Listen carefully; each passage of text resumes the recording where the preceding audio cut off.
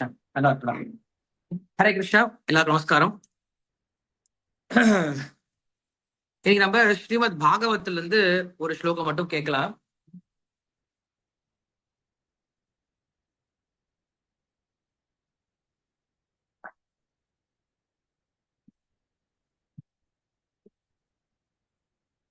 சர்வசாஸ்திராப்தி பீயூஷா சர்வவேதைக சத்பலா சர்வ சித்தாந்த ரட்நாட்ய சர்வலோகைக திருக்பதா சர்வபாகவத பிராணா ஸ்ரீமத் பாகவத பிரபோ கலித்வந்தோதிதாதித்ய ஸ்ரீகிருஷ்ண பரிவர்த்திதா பரமானந்த பாட்டாய பிரேம வர்ஷக்ஷராயதே சர்வதா சர்வசேவ்யாய ஸ்ரீகிருஷ்ணாய நமோஸ்துதே மதேகபந்தோ மத்சங்கின் மத்குரோ மன்மஹாதன மன்னிஸ்தாரக மத்பாக்ய மதானந்த நமோஸ்துதே அசாது சாது தாதாயின் நதி நீஷோதசாகர ஆனமுஞ்ச கதா ஸ்ருண்மாம் பிரேம்னா ஹிருத்கண்டயோஸ்புராः ஓம் நமோ பகவதே வாசுதேவாய ஓம் நமோ பகவதே வாசுதேவாய ஓம் நமோ பகவதே வாசுதேவாய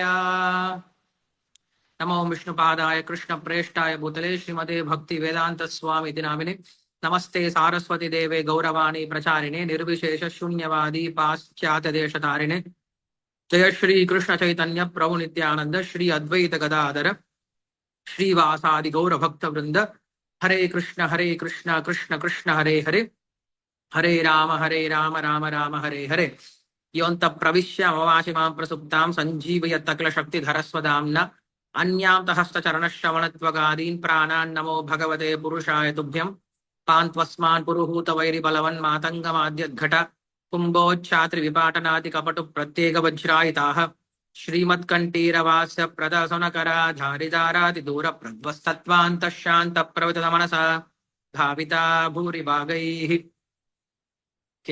ஹரே கிருஷ்ணன். எல்லாருக்கும் நமஸ்காரம். உங்க எல்லாரையும் இந்த நாள்ல சந்திக்கிறத ரொம்ப சந்தோஷப்படுறேன். நிறைய பேர் இன்னைக்கு எனக்கு விஷஸ் அனுப்பிச்சிட்டு இருக்கீங்க. ஸோ உங்க எல்லாருக்கும் ரொம்ப ரொம்ப நன்றி. இந்த ஆசீர்வாதம் அப்படிங்கறதா ரொம்ப முக்கியமான விஷயம் பக்தியில முன்னேறணும் அப்படின்னா. பகவத்கீதையில குருக்ஷேத்திரம் அப்படின்ற போர்க்களத்துல பார்த்தோம் அப்படின்னா, போர் அப்படிங்கிறது ஆரம்பமாயிடுது. சங்கம் ரெண்டு பக்கமும் முழங்க ஆரம்பிச்சிடுறாங்க. அந்த சமயத்துல யுதிஷ்ட மகாராஜர் என்ன பண்றாரு அப்படின்னா, திடீரென்று பாண்டவர்கள் பட்சத்துல இருந்து கௌரவர்கள் பட்சத்துக்கு நடந்து போறார். கிட்டு நடந்து போறார். நடந்து போகும்போது எல்லாரும் பார்த்து ஆச்சரியப்படுறாங்க. ஏன்னா பாண்டவர்களுடைய ராஜாவே யுதிஷ்ட மகாராஜன் தான். இவர் அங்க போய் சரண்டர் ஆகிற மாதிரி போறாரு. அங்க போய் சரணாகதி பண்ற மாதிரி போறாரு. இவ்வளவு ஏற்பாடு செய்து கடைசியில போய் ஒரு சரண்டர் ஆயிட்டாரு அப்படின்னா ஒரு பிரயோஜனம் கிடையாது. எல்லாம் வீணா போயிடும். எல்லாரும் பயப்பட்டு இருக்காங்க. என்ன நடக்க போதோ பயப்பட்டு இருக்காங்க. அந்த சமயத்துல யுதிஷ்ட மகாராஜா நேரா போனாரு. பீஷ்மருடைய காலில் விழுந்தாரு. எனக்கு நமஸ்காரம் பண்ணிட்டு ஆசீர்வாதம் பண்ணுங்க, உங்களை ஜெயிக்கிறதுக்கு எனக்கு ஆசீர்வாதம் பண்ணுங்க அப்படின்னு கேட்டாரு. அதுக்கப்புறம் மறுபடியும் துரோணர் கிட்ட போறாரு. அவர்கிட்ட கேட்கிறாரு, எனக்கு ஆசீர்வாதம் பண்ணுங்க அப்படின்னு கேட்கிறாரு. அப்பதான் பீஷ்மர் சொல்றாரு, நீ ஆசீர்வாதம் கேட்டதுனால பிழைச்ச, நீ இல்லைன்னா கண்டிப்பா நீ தோத்துருப்ப. நீ ஆசீர்வாதம் கேட்ட இல்லையா, அதனால கண்டிப்பா நீ ஜெயிச்சிருவான்னு சொல்லி அம்சார். அப்படி ஆசீர்வாதம் அப்படிங்கிறது ரொம்ப ரொம்ப முக்கியமான விஷயம். நம்முடைய எதிரிகளா இருந்தாலும் கூட அவங்க கிட்டே ஆசீர்வாதம் வாங்குறது ரொம்ப முக்கியம். அது யுதிஷ்ட மகாராஜா நம்ம கிட்ட காட்டினார். ஏன்னா யுதிஷ்ட மகாராஜனுக்கு எதிரி அப்படின்னு யாரும் கிடையாது. அவர் யாரும் எதிரியா பார்த்தது கிடையாது. அஜாத சத்ரவஹா அப்படின்னு அவருக்கு பேரு. அஜாத சத்ரு அப்படின்னா அவர் யாரும் எதிரியா பார்க்க மாட்டார். மற்றவங்க வேணா நம்மள எதிரியா பார்க்கலாம், நாம் யாரையும் மற்றவங்களை எதிரியா பார்க்க கூடாது. பகைமை அப்படிங்கிற நம்ம யார்கிட்டையும் பாராட்டக்கூடாது. ஸோ இப்படி ஆசீர்வாதம் அப்படிங்கிறது ரொம்ப முக்கியமான ஒரு விஷயமா இருக்கு. ஸோ அதை போல நான் என்னுடைய கிருஷ்ண பக்தியில முன்னேறுவதற்கும் இல்ல கிருஷ்ண பக்தியில் இருப்பதற்கும் மிக முக்கியமான காரணம் என்ன அப்படின்னா பக்தர்களுடைய ஆசீர்வாதம் தான். அதனால மனமுவந்து நமக்கு யாராவது ஆசீர்வாதம் பண்ணாங்க அப்படின்னா அது நம்ம நல்லபடியா காப்பாற்றும். நான் சமஸ்கிருதம் படிக்கிறதுக்காக கோவர்தனம் போயிருந்தேன். கிருஷ்ணர் கோவர்தன மலை தூக்குனார் இல்லையா, அந்த இடத்துக்கு போயிருந்தேன். அந்த இடத்துல அருட்திரு கோபி பரணதன பிரபு அப்படின்றவர் கிட்ட படிச்சிட்டு இருந்தேன். அவர் யார் அப்படின்னா ஸ்ரீல பிரபுபாதருடைய சிஷ்யர். பெரிய சம்ஸ்கிருத பண்டிதர். நம்ம ஸ்ரீமத் பாகவதம் பார்த்தோம் அப்படின்னா பிரபுபாதர் வந்து இந்த உலகத்துல இருக்கும் பொழுது அவர் கோவர்தன் லீலை வரைக்கும் தான் டிரான்ஸ்லேஷன் பண்ணார், மொழிபெயர்ப்பு பொருளுரை கொடுத்தார். அதற்கப்புறம் ஸ்ரீல பிரபுபாதர் இந்த உலகத்தை விட்டு கிளம்பிட்டார். அதன் பிறகு கோவர்தன் லீலையிலிருந்து 10வது ஸ்கந்தம் முழுவதாக 11வது ஸ்கந்தம் 12வது ஸ்கந்தம் எல்லாத்தையும் மொழிபெயர்ப்பு கொடுத்து அதற்கு பொருளுரை கொடுத்தது எங்களுடைய அந்த சான்ஸ்கிரிட் டீச்சர் கோபி பிரணாதன பிரபு தான். அவ்வளவு நல்ல ஸ்காலர், அவ்வளவு நல்ல உயர்ந்த பக்தரும் கூட.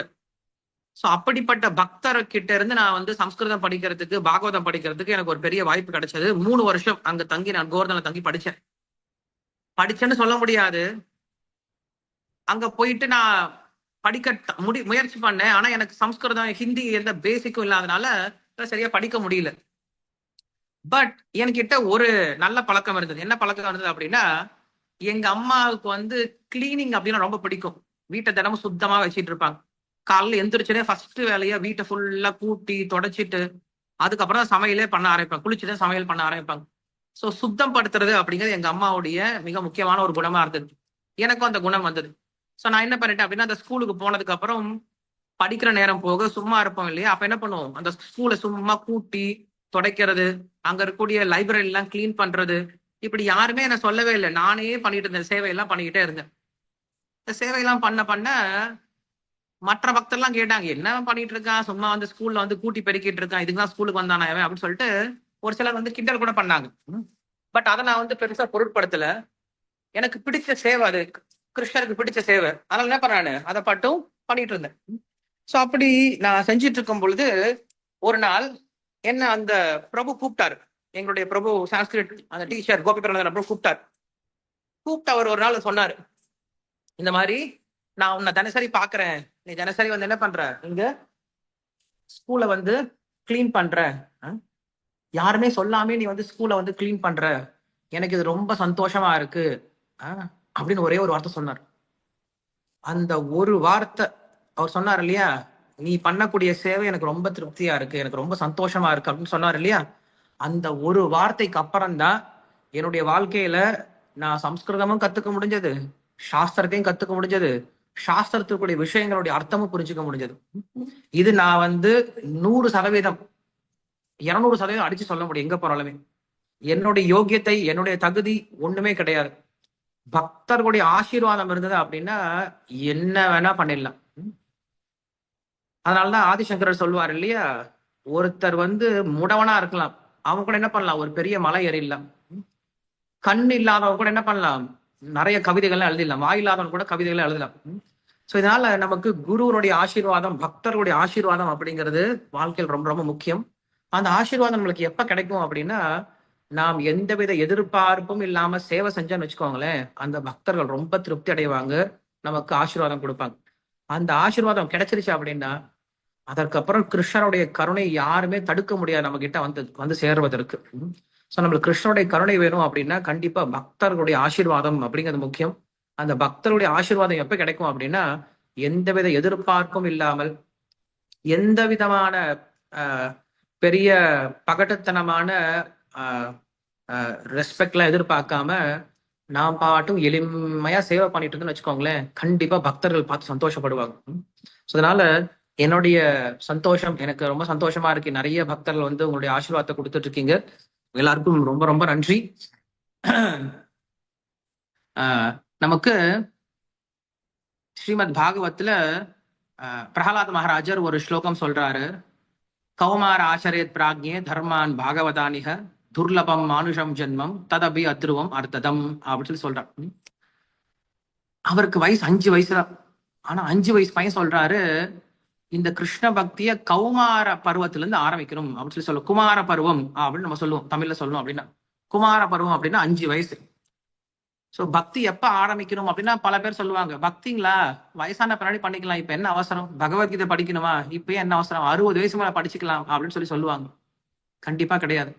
60 வயசுக்கு மேல பகவத்கீதை படிக்கிறதுனால ஒரு பிரயோஜனம் கிடையாது. படிக்கலாம், பட் நம்ம வாழ்க்கை ஏற்கனவே முடிஞ்சு போயிடுச்சு. சோ பகவத்கீதை அப்படிங்கிறது நாம் ஆரம்ப காலத்துல இருந்தே படிக்கணும், 5 வயதுல இருந்து படிக்கணும் அப்படின்ட்டு நம்மளுக்கு பிரகலாத் மகாராஜ் சொல்றார். கௌமார ஆச்சரியத் பிராக்ஞே, பிராக்ஞே அப்படின்னா புத்திசாலி. யார் ஒருவன் புத்திசாலியா இருக்கானோ அவன் என்ன பண்றான், தன்னுடைய 5 வயதுல இருந்தே கிருஷ்ண பக்தி பண்ண ஆரம்பிக்கிறாங்க. கௌமார ஆச்சரிய பிராக்ய தர்மான் பாகவதானிக. ஏன் சுவாமி 5 வயசுலயே பக்தி பண்ணணும், ஏன் வயசான பின்னாடி பண்ணக்கூடாதா அப்படின்னு கேட்டா, துர்லபம் மானுஷம் ஜன்மம் அப்படின்னு சொல்லி சொல்றார். இந்த மனித ஜென்மம் ரொம்ப அரிதானது அப்படின்னு சொல்லி சொல்றார். அவர் ஒரு கணக்கு வேற வைக்கிறார். சின்ன பையன் தான் ஒரு பெரிய கணக்கு சொல்றார். என்ன கணக்கு தெரியுமா சொல்றாரு? ஒரு மனுஷன் சராசரியா 100 வருஷம் வாழலான்னு வச்சுக்கோங்களேன். அந்த 100 வருஷத்துல 50 வருடம் தூங்கியே கழிச்சிடுறான் இல்லையா? சின்ன வயசுல நம்ம பிறந்ததுல இருந்து பார்த்தோம் அப்படின்னா, சின்ன குழந்தை 20 மணி நேரம் தூங்கும், அப்புறம் 18 மணி நேரம் தூங்கும், அப்புறம் 16 மணி நேரம் தூங்கும், அப்புறம் 12 மணி நேரம் தூங்கும். இப்ப நம்ம எல்லாம் 8 மணி நேரம் தூங்குறோம். நேரம் கிடைக்கும் போதெல்லாம் நம்ம தூங்கிட்டு தான் இருக்கோம் இல்லையா? எப்ப நேரம் கிடைச்சாலும் உடனே கண்ணை தூங்கிடுறோம். சோ அப்படி நம்ம என்ன பண்றோம், வாழ்க்கையில தூங்கி தூங்கி தூங்கியே பாதி வாழ்க்கையை கழிச்சிடறோம். 100 வயசுல 50 வயசு போயிடுச்சு, மிச்சம் இருக்கிறது 50 வருஷம். இந்த 50 வருஷத்துலயும் ஒருவர் 100 வருஷம் வாழ்றான்னு வச்சுக்கோங்களேன். அதுல கடைசி 20 வருஷம் இருக்குல்ல, 80ல இருந்து 100 வயசு, இதுல அவரால் ஒண்ணுமே பண்ண முடியாது. அவர் ஏதாவது செய்யணும்னு நினைச்சா கூட அவரால் நகர முடியாது, பேச முடியாது, நடக்க முடியாது, எதுவும் பண்ண முடியாது. அப்படியே உட்காந்துட்டே இருக்கணும், இல்ல பெட்ல படுத்துட்டு இருக்கணும். அதுல 20 வருஷம் போயிடுச்சு. ஸோ 50 20 70 வருஷம் போயிடுச்சு. மிச்சம் இருக்கிறது 30 வருஷம். இந்த 30 வருஷத்துலயும் முதல் 10 வருஷம் இருக்கு, முதல் 20 வருஷம் இருக்கு இல்லையா, அந்த வருஷம் அப்படிங்கிறது விளையாட்டுலயும் கல்வி அப்படிங்கிற விஷயத்திலையும் இல்ல பெண்கள் அப்படிங்கிற விஷயத்துல என்ன பண்ணுவான், ஃபர்ஸ்ட் 20 வருஷத்துல அவன் எதுலையுமே பொறுப்பா இருக்க மாட்டான், விளையாட்டுத்தனமாவே தன்னுடைய வாழ்க்கையை போக்கிடுவான். அதுல 20 வருஷம் போயிடுது. 30ல 20 போயிடுச்சு, மிச்சம் இருக்கிறது 10 வருஷம். இந்த 10 வருஷத்துலதான் கல்யாணம், காது குத்து, சீமந்தம், ஆர்ப்பாட்டம், அடிதடி இல்லையா, எல்லா விதமான விஷயமும் இந்த 10 வருஷத்துக்காக தான். இந்த 10 வருஷத்துக்கு நம்ம எவ்வளவு கஷ்டப்பட வேண்டியதா இருக்கு. அந்த 10 வருஷத்துல நம்ம எங்க பக்தி செய்ய போறோம்? அதனால சொல்றாரு, உங்களுக்கு எப்ப நேரம் கிடைக்குதோ, எப்ப உங்களுக்கு பக்தி விஷயம் தெரியுதோ அப்பவே ஆரம்பிச்சிருங்க. அதுதான் சரியான நேரம். இதுக்காக நீங்க காத்துட்டு இருக்க தேவையில்லை. பக்தி எனக்கு 5 வயசுல கிடைச்சிருக்கா, ஆரம்பிச்சிருங்க. பக்தி எனக்கு 60 வயசுல தான் கிடைச்சிருக்கா, உடனே ஆரம்பிச்சிருங்க. பக்தி எப்படி செய்யணும் அப்படின்னா, ஏனோ தானோன்னு பண்ணக்கூடாது, தீவிர பக்தியா பண்ணணும். பக்தி நாம தினசரி ஒரு மாலை தான் பண்றோம். பிரபு என்னால ஒரு மாலை தான் பண்ண முடியும் அப்படின்னு நினைச்சுக்கன்னு வச்சுக்கோங்களேன். ஒரு மாலை பண்றது நம்ம என்னமோ சாதாரணமா நினைச்சிட்டு இருக்கோம். ஒரு மாலை கிடையாது. பகவானுடைய ஒரு திருநாமம் சொல்றது எவ்வளவு சக்தி வாய்ந்தது. சோ நம்ம என்ன பண்ணோம், அந்த ஒரு மாலைய வேற எந்த விதமான கவனச்சிதவும் இல்லாம உட்கார்ந்து முழு மனதோட முழு சரணாகத்தோட என்ன பண்ணணும் சொல்லணும். அது செஞ்சுக்கிட்டே வச்சுக்கோங்களேன். அந்த ஒரு மாலையே உங்களை என்ன பண்ணும் அப்படின்னா, கொஞ்சம் கொஞ்சமா பக்தியில முன்னேற்றி உங்களை மேல கொண்டு வந்துடும். நாம் ஏனோ தானோன்னு சொல்லிட்டு செய்யக்கூடிய பக்தி பக்தி கிடையாது. பக்தி அப்படின்னா தீவிரேன பக்தி யோகேன அப்படின்னு சொல்லி சொல்றேன். அடம் பிடிக்கணும். எப்படி சின்ன குழந்தை அடம் பிடிக்குமோ, எனக்கு இது வேணும் அப்படின்னா வேணும், அவ்வளவுதான். அடம் பிடிச்சி அழுது புலம்பி அதை வாங்கிடும். நாம் என்ன பண்ணும் அப்படின்னா, எனக்கு கிருஷ்ணர் வேணும் அப்படின்னு அடம் பிடிக்கணும். அதான் ரூப கோஸ்வாமி சொல்றாரு, இந்த கிருஷ்ண பக்தி இருக்கு இல்லையா, கிருஷ்ண பக்தி ரச பாவிதமதி கிரியதாமிதி குதோபி லப்யதே தத்திர லௌல்யம் அப்படி மூல்யமேக்கெல்லாம் ஜன்ம கோட்டி சுகிருத்தின் லப்யதே அப்படின்னு சொல்லி சொல்றார். இந்த கிருஷ்ண பக்தி அப்படிங்கிறது ரொம்ப ரொம்ப அரிதானது, எல்லாருக்கும் கிடைச்சிடாது. அப்படி கிடைச்ச கிருஷ்ண பக்திய வாங்கிடுங்க, எங்க கிடைச்சாலும் வாங்கிடுங்க. சரி, அதுக்கு நான் என்ன விலை கொடுத்து வாங்கணும் அப்படின்னா, ஒரே ஒரு விலை கொடுத்தா போதுமா கிருஷ்ண பக்திக்கு? என்ன விலை தெரியுமா கொடுக்கணும்? தத்திர லௌல்யம் அப்படி மூல்யம் ஏக்கலம் அப்படின்னு சொல்லி சொல்றார். லௌல்யம் அப்படின்னா பேராசை. என்ன பேராசை? எனக்கு கிருஷ்ணர் வேணும், எனக்கு கிருஷ்ணர் மட்டும்தான் வேணும் அப்படின்ற பேராசை இருக்கணும். என்னுடைய கிருஷ்ணர் அப்படின்ற அந்த மமகாரம் இருக்கணும். எப்படி நம்ம நினைக்கிறோம் இல்லையா, ஏன் வீடு, ஏன் குழந்தைங்க, ஏன் பொருள், என்னுடைய பிசினஸ், என்னுடையது நினைக்கிறோம்ல, அதே போல என்னுடைய கிருஷ்ணர், என்னுடைய பக்தி, என்னுடைய ஜபம், என்னுடைய சேவை அப்படின்ட்டு நமக்கு அந்த மமக்காரம் வரும். அதுக்கு பேர் தான் ஆசக்தி அப்படின்னு சொல்லி சொல்லுவோம். ஆசக்தி அப்படின்னு சொல்லி சொல்லும் போது கிருஷ்ணர் சொல்லுவாரு, பக்தி யோகத்தினுடைய ஆரம்பத்துல சொல்லுவார் 7ஆம் அத்தியாயத்துல, மையா சக்த மனப்பார்த்த அப்படின்னு சொல்லி சொல்லுவார். மையா சக்த அப்படின்னா என் மீது பற்று கொண்ட மனதுடன் அப்படின்னு சொல்லி சொல்லுவார். அதனால நான் பக்தி செய்யணும், ஆரம்ப காலத்துல இருந்து பக்தி செய்யணும், ரொம்ப தீவிரமான பக்தி செய்யணும் அப்படின்னு சொல்லி சொல்றாரு. ஏன்னா மனித வாழ்க்கை அப்படிங்கிறது எப்ப வேணா எந்த க்ஷணத்துல வேணா முடியக்கூடியது. ஸோ அதனால அந்த மனித வாழ்க்கை முடியறதுக்கு முன்னாடி நம்ம என்ன பண்ணுவோம் அப்படின்னா நம்முடைய பக்திய தீவிரமா செஞ்சிடணும் அப்படின்னு சொல்லி சொல்றாரு. சரி, அந்த பக்தி எப்படி செய்யறது, தீவிரமா எப்படி செய்யறது அப்படின்னு கேட்கும் பொழுது அவர் சொல்றாரு, அதற்கு தான் நமக்கு ஒரு பக்தருடைய வழிகாட்டுதல் அப்படிங்கிறது முக்கியம். பக்தருடைய வழிகாட்டுதல் இல்லைன்னு வச்சுக்கோங்களேன், ஒரு நாள் ரொம்ப தீவிரமா பண்ணுவோம், அப்புறம் மறுபடியும் ஒரு நாள் டல்லா போயிடும், மறுபடியும் தீவிரமா போடுவோம், மறுபடியும் டல்லா போயிடும், மறுபடியும் வேற எங்கேயாவது கூப்பிட்டானா வேற எங்கேயாவது போயிட்டு இருப்போம், அப்புறம் இங்க கொஞ்ச நாள் போறோம், அங்க கொஞ்ச நாள் போவோம். எப்படி நம்முடைய கவனச்சிதைவு இங்க அங்க போயிட்டே இருக்கும். அப்படி இருக்கக்கூடாது. ஒரு பக்தி பண்ண ஆரம்பிச்சிட்டோம் அப்படின்னா ஒரு குறிப்பிட்ட பக்தருடைய வழிகாட்டுதல்ல தொடர்ந்து நாம் என்ன பண்ணணும், பக்தி செஞ்சுட்டே இருக்கணும். அதற்குதான் நமக்கு குரு அப்படிங்கிறவர் ரொம்ப ரொம்ப முக்கியம். ஸோ அதனாலதான் மனித வாழ்க்கை எப்ப ஆரம்பிக்குது ஒரு மனுஷனுக்கு அப்படின்னா, எப்ப ஒருத்தர் குருவை நாடுகிறாரோ, குருவை ஏற்றுக்கொள்கிறாரோ, அப்பதான் நம்முடைய மனித வாழ்க்கை ஆரம்பமாகுது.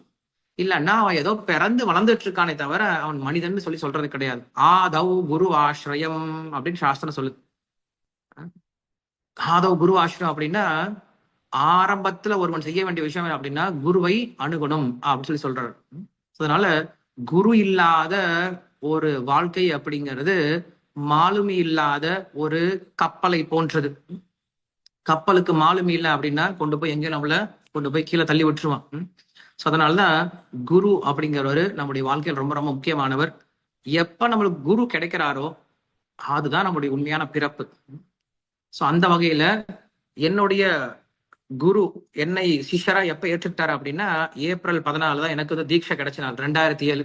அதனால பொதுவா நான் வந்து என்னுடைய பிறந்த நாளை வந்து ஏப்ரல் 14 தான் கொண்டாடுறது உண்டு. பட் எங்க அம்மா எனக்கு ஜென்மம் கொடுத்தது இந்த நாள் தான், ஏப்ரல் 1 அப்படிங்கிறதா. எங்க அம்மா வந்து ஹாஸ்பிட்டலுக்கு போகும்போது டாக்டர் நம்பவே இல்லையா.